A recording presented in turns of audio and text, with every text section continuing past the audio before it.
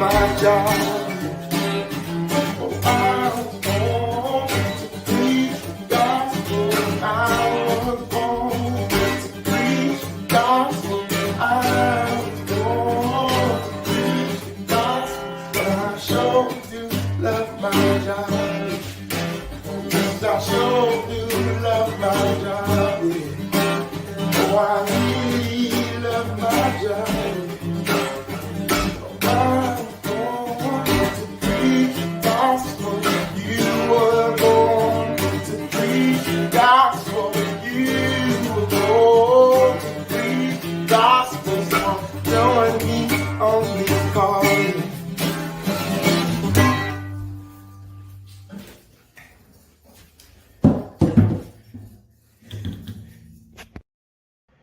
Good morning, beautiful people.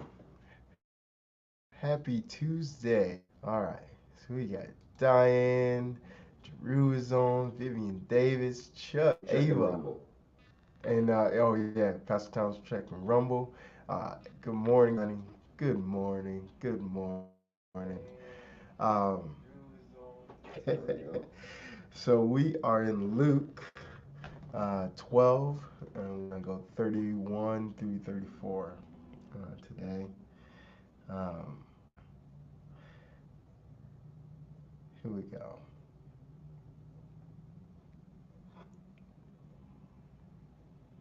Oh, it turned yellow on me. All right. Uh, Luke 12, 30, starting in verse 31. But seek the kingdom of God, all these things shall be added to you. Do not fear the flock, for it is your Father's good pleasure to give you the kingdom. Shall what sell what you have and give alms. Provide yourself money bags which do not grow old, treasure in the heavens that does not fail. No man, right now actually. What version are you? Hold on, I'm in the King James. Let's switch it up. But seek his kingdom, and these things will be given to you as well. Do not be a little flock, for your Father has been pleased to give you the kingdom. Sell your possessions and give to the poor. Provide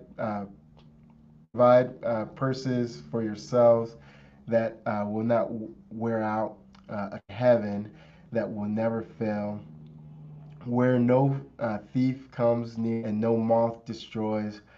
For where your treasure is, there your heart also. Man, I just love this passage. So for yeah, but let's dive in. Verse 31. But seek, these things will be given to you as well. And so yesterday, um, but like we don't have to. Yeah, I think the best example of this in my life was uh, when I was doing this ministry called Love Detroit. Is um, I wasn't making any money doing that or anything like that, but it got me to doing video. And from Love Detroit, I met this guy named Bill Joke, who led me to his boss, who to start doing all of their videos, and that became my thing. And that, you know, paid for my wedding, and that, has, been a steady form of income since. And it all seeking the kingdom first, right? Like going after pursuing the things of the Lord, and the kingdom provided all these other things.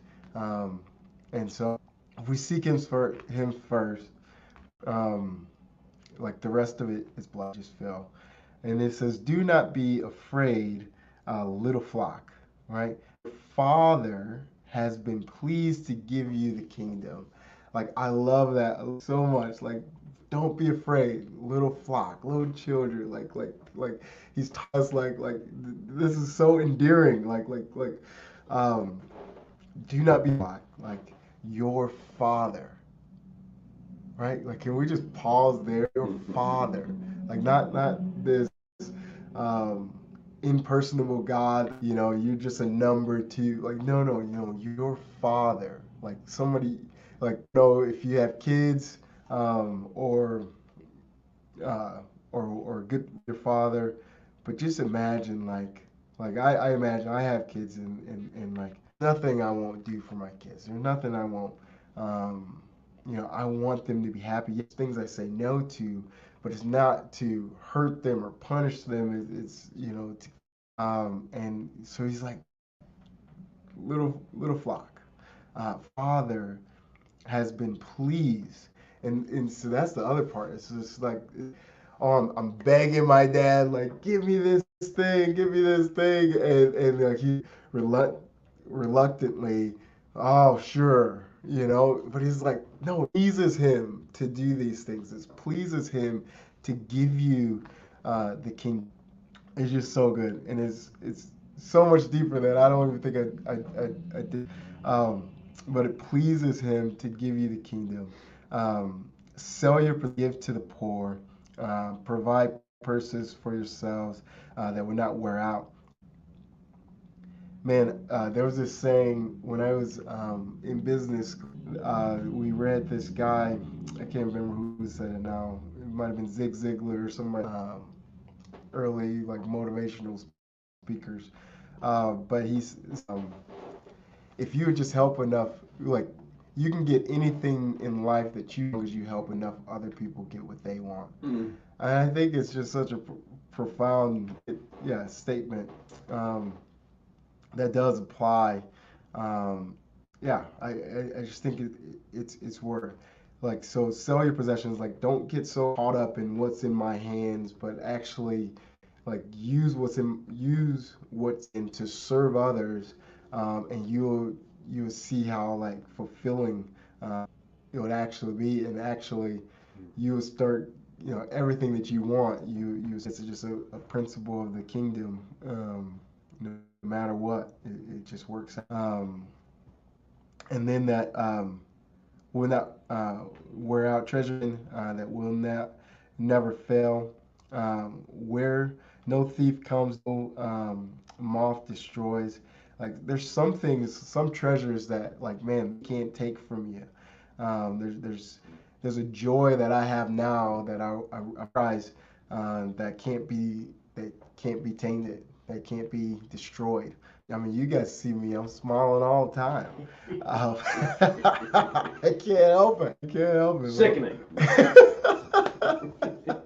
um, for treasure is there, your heart will be also, and like, um, there is something this storing up treasures in heaven, and we were before this talking about um, you know people passing away and all like in a sense like man like have you ever had somebody who had close to you, that they were your treasure, right? And all our mind is in the heavens, right? Like you're pondering on those things, you're meditating on those things. Where your treasure is, um, your heart will be awesome. And so, are we storing up things, um, for um, yeah, are we just worried about on this side of heaven these crowns that we can get like this monetary possessions or anything like that, but or are we worried about eternal things that never that 10,000 years from now we're going to be throwing them at feet, like those treasures. I know like there's another passage that I thought about pulling out. Hold on. In Philippians, it talks about Philippians 4, verse. Uh, where are we at? We start in verse 4. Listen to the Lord always, and again I say rejoice. Let your reasonable. Let your reasonableness be known to everyone. Let the Lord is at hand.